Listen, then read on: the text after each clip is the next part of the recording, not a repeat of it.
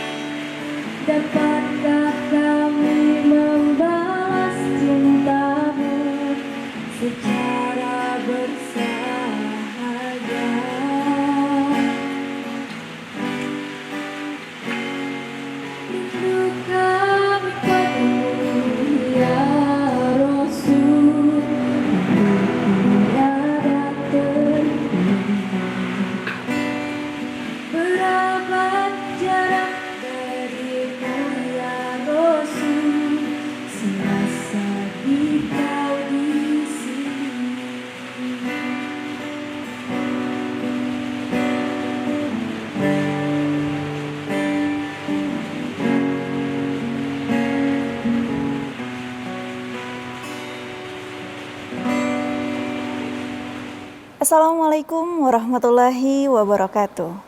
Alhamdulillah pada hari ini kita diberikan kesempatan untuk berjumpa kembali dalam program Kolak, kajian opini aktual agama dan kebudayaan bersama Bapak Profesor Abdul Muti. Bagaimana kabarnya Pak hari ini? Alhamdulillah sehat walafiat. Mudah-mudahan Bu Jami dan seluruh peserta TV-mu, jamaah TV-mu, penonton TV-mu dimanapun Anda berada dalam keadaan sehat walafiat juga. Ini Rabbul Alamin. Puasanya lancar ya Prof ya? Amin, Alhamdulillah. Mudah-mudahan diberikan kekuatan dan puasa yang sudah kita tunaikan diterima oleh Allah Subhanahu wa Ta'ala. Amin. Baik, pada hari ini kita akan membahas tema mengenai iman kepada Rasul. Prof, kita mulai dari artinya dulu ya, arti iman kepada Rasul, kemudian tujuannya kita mengimani Rasul itu apa, Prof? Baik, terima kasih. Di dalam episode sebelumnya sudah kita bahas bahwa otentisitas atau keaslian dari risalah Islam itu dimulai dari keyakinan kita bahwa Allah adalah Tuhan yang kita sembah, satu-satunya Tuhan yang kita sembah. Kemudian Allah itu mengutus para malaikatnya untuk menyampaikan wahyu Allah kepada para rasulnya. Karena itu maka keimanan kita kepada Allah, keimanan kita kepada malaikat, keimanan kita kepada para rasul itu merupakan satu rangkaian yang memang menjadi bagian dari kesempurnaan dari takwa kita dan menjadi bagian dari rukun iman. Karena itu di dalam Al-Quran disebutkan amanar rasulu bima unzila ilaihi min rabbihi wal mu'minun. Kami semuanya ini beriman kepada para rasul Allah dan apa yang diturunkan oleh Allah kepada rasul-rasulnya, dan juga apa yang kemudian menjadi bagian dari keyakinan kita sebagai orang-orang yang bertakwa. Karena itu maka keimanan kita kepada rasul itu menjadi bagian tak terpisahkan dari keimanan kita kepada malaikat dan keimanan kita kepada Allah. Nanti kita bahas berikutnya keimanan kita kepada Al-Quran. Nah, Allah itu mengutus para rasulnya. Di dalam pengertian yang disebutkan oleh Majelis Tarjih, Islam adalah agama yang diwahyukan oleh Allah kepada para rasulnya, mulai dari Nabi Adam alaihissalam sampai kepada Nabi Muhammad SAW. Dan Quran juga menjelaskan bahwa kita hendaknya tidak memisahkan keimanan kita kepada rasul-rasul itu. La nufarriqu baina ahadim mir rusulih. Kenapa kita tidak boleh memisah-misahkan di antara mereka? Karena para rasul itu dari mulai Nabi Adam alaihissalam sampai Nabi Muhammad SAW dengan membawa risalah yang sama, yaitu risalatut tauhid. Semuanya memerintahkan agar manusia menyembah hanya kepada Allah dan tidak menyembah kepada selain Allah. Akan tetapi di antara syariat atau tuntunan yang berkaitan dengan ibadah dan hukum-hukum itu, mungkin saja ada perbedaan-perbedaan di antara syariat yang dibawa oleh Rasul-Rasul Allah itu. Tetapi prinsipnya sesuai dengan tuntunan keimanan, kita tidak boleh mempercayai satu Rasul dan menolak keimanan kita kepada Rasul Allah yang lainnya. Prinsip ini penting karena memang ada komunitas agama tertentu yang mereka menolak kerasulan Nabi Muhammad. Misalnya komunitas Yahudi dan Nasrani, mereka tidak mau mengimani Rasulullah Muhammad SAW. Kemudian sebagian dari masyarakat Arab Jahiliyah pada waktu itu juga mereka mau menyembah Allah tapi tidak mau mengikuti Rasulullah. Karena itu maka Quran mengingatkan kita semuanya untuk kalau kita ini mencintai Allah, maka kita harus mengikuti Rasulullah. Qul in kuntum tuhibbunallah fattabi'uni. Katakan Muhammad kepada mereka itu, kalau mereka itu mencintai Allah, maka hendaknya mereka mengikuti kamu, mengikuti ajaran agama Islam. Kemudian juga di dalam kaitannya dengan ketaatan, perintah untuk kita mentaati Allah itu juga dikaitkan dengan perintah untuk kita mentaati Rasul. Di dalam Al-Quran disebutkan, ya ayyuhalladzina amanu atii'ullah wa atii'ur rasul wa ulil amri minkum. Wahai orang-orang yang beriman, taatlah kamu kepada Allah, taatlah kamu kepada Rasul dan kepada ulil amri di antara kamu. Karena itu maka keimanan kepada Rasul ini menjadi bagian tak terpisahkan dari risalah Islam dan dari ciri manusia yang bertakwa. Nah, bagaimana kemudian kita menerjemahkan itu dalam kita beragama maupun dalam kehidupan kita sehari-hari. Beriman kepada Rasul berarti mengikuti ajaran yang dibawa oleh Rasul-Rasul Allah itu. Kemudian yang kedua, bagaimana kita menerapkannya dalam kehidupan sehari-hari, tentu saja sebagian kita juga harus meneladani pri kehidupan para Rasul Allah dan kemudian bagaimana mentransformasikan perjuangan para Rasul itu dalam kehidupan kita berdakwah dan dalam kehidupan kita bermasyarakat dan berbangsa. Baik, Prof. Ada pertanyaan mungkin pemirsa di rumah juga banyak yang nanya ya, saat ini banyak fenomena mengenai orang-orang yang tidak mengimani Rasul. Bahkan ada yang sampai mengaku dirinya Rasul gitu ya, Prof. Tapi kita nanti Prof akan jawab setelah pariwara berikut ini. Saya TVmu balik lagi dalam program Kolak. Baik, Prof, berkaitan dengan pertanyaan yang kita bahas sebelumnya mengenai fenomena atau kejadian banyak atau mungkin sebagian orang yang tidak mengimani Rasulullah, bahkan justru sampai menyatakan dirinya adalah Rasul. Bagaimana, Prof, tanggapan? Ya, ini kan bukan sesuatu yang baru ya. Artinya pada zaman Nabi Muhammad sekalipun memang banyak orang yang tidak mengakui Rasul-Rasul Allah itu. Mereka mengikuti sebagian Rasul dan tidak mengakui Rasul yang lainnya, termasuk orang yang tidak mengakui kerasulan Muhammad. Kemudian orang mengaku dirinya sebagai Rasul itu juga bukan sesuatu yang baru. Karena pada masa setelah wafatnya Rasul Muhammad ada seorang namanya Musailamah, itu kan mengaku dirinya sebagai Rasul, mengaku dirinya orang yang menjadi Nabi. Dan pada masa sekarang juga begitu. Nah, orang yang mengaku dirinya sebagai Nabi itu, mereka sebagian mengakui Muhammad sebagai Rasul. Misalnya dalam keyakinan kelompok tertentu yang menganggap pemimpin mereka sebagai Nabi. Tapi ada 3 ciri yang menjadi tolak ukur apakah seorang yang mengaku dirinya Rasul itu disebut sebagai Rasul. Yang pertama kan Rasul itu menerima wahyu. Nah, dia menerima wahyu atau tidak, itu kan ukuran yang pertama itu. Dan ini mungkin masih agak debatable karena orang merasa bahwa saya menerimanya melalui mimpi dan sebagainya gitu. Yang kedua, apakah dia punya kitab suci? Nah, dia kan Rasul itu kan memiliki kitab suci. Nah, kemudian yang ketiga, apakah dia punya mukjizat? Rasul-rasul itu kan punya mukjizat, dan satu rasul dengan yang lainnya itu mukjizatnya berbeda-beda. Kalau dia tidak memiliki itu, dia omdo saja, omong doang saja gitu. Nah, karena itu maka menurut saya penjelasan Al-Quran bahwa Muhammad itu adalah Rasul yang terakhir sudah jelas. Dan itu disebutkan juga di dalam Tarjih Muhammadiyah bahwa Muhammad itu adalah Rasul yang terakhir. Ayat yang dikutip adalah firman Allah, maka Muhammadun aba ahadum mir rijalikum walakin Rasulullah wa khataman nabiyyin. Jadi Muhammad itu bukan bapak dari salah seorang di antara kamu, tetapi dia adalah Rasul Allah dan penutup di antara para nabi. Nah, oleh karena itu maka di dalam ilmu akidah itu dibedakan antara nabi dengan rasul. Kalau nabi orang menerima wahyu tapi tidak punya kewajiban mendakwahkan apa yang beliau terima dari Allah. Sedangkan kalau rasul menerima wahyu dan punya kewajiban. Karena itu maka keimanan kita kepada rasul itu mengandung 2 makna.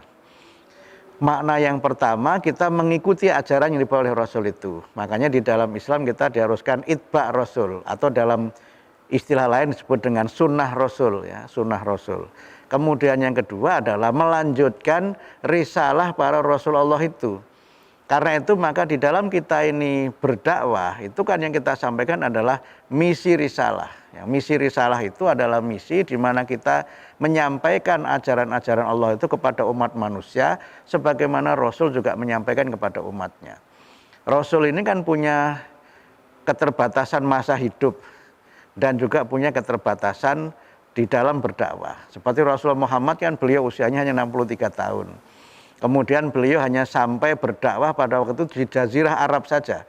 Sementara Islam ini kan agama untuk seluruh umat manusia dan untuk seluruh dunia.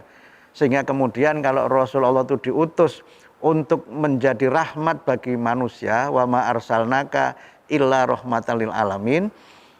Dan kami tidak mengutus kamu Muhammad kecuali sebagai rahmat bagi seluruh alam semesta, maka kita sebagai pengikut Rasul itu juga harus mendatangkan kerahmatan Islam itu dimanapun kita berada dan kapanpun kita ini memiliki kesempatan. Oleh karena itu maka mengimani Rasul tentu saja harus kita transformasikan dalam bentuk-bentuk yang berkaitan dengan dakwah kita itu. Sehingga karena itu ketika kita itba, mengikuti sunnah Rasul, maka kita juga berusaha untuk bagaimana berakhlak seperti akhlaknya Rasul.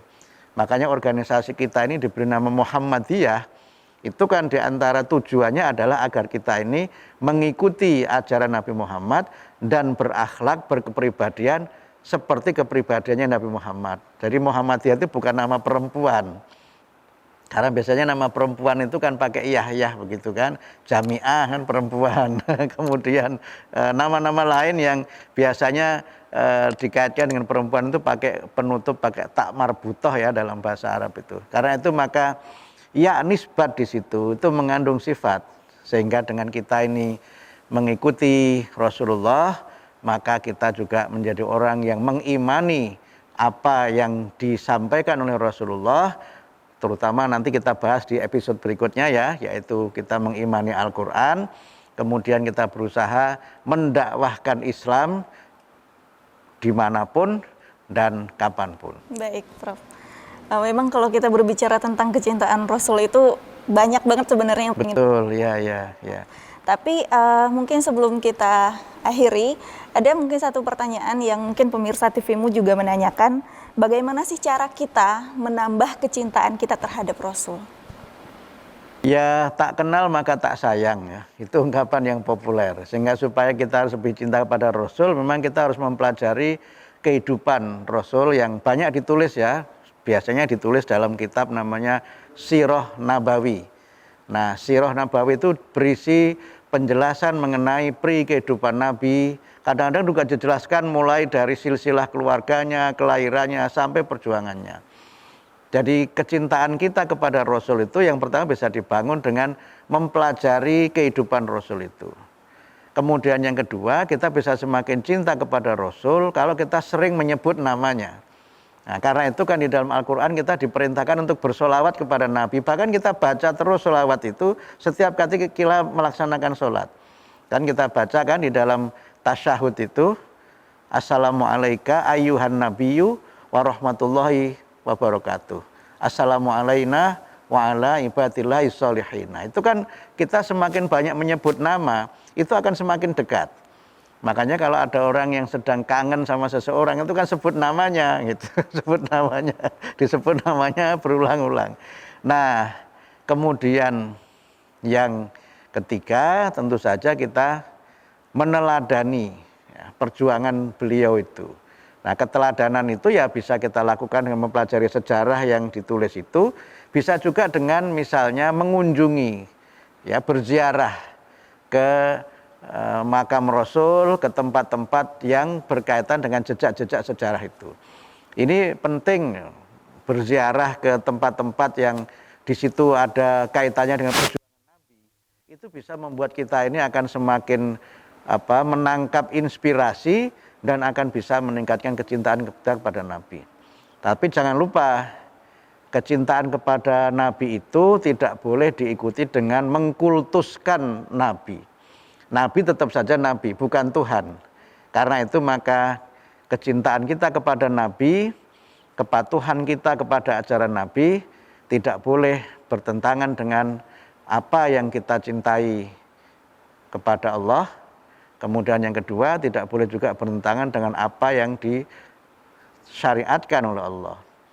Disinilah yang saya kira penting, karena ada sebagian umat yang mereka saking cintanya kepada Nabi, sampai mengkultuskan Nabi, bahkan kemudian menempatkan posisi Nabi ini sejajar dengan posisinya Allah. Itu sesuatu yang tidak boleh, sehingga cinta kita kepada Nabi harus kita wujudkan dengan cinta kita kepada Allah, cinta kita kepada sesama umat manusia, dan cinta kita kepada alam semesta. Baik, terima kasih banyak Terima kasih Abdul Muti. Pemirsa TVMU, semoga kita semua adalah orang-orang yang mencintai Rasulullah. Terima kasih banyak atas kehadirannya. Terima kasih. Pemirsa, sampai bertemu di episode mendatang. Wassalamualaikum warahmatullahi wabarakatuh. Waalaikumsalam warahmatullahi wabarakatuh.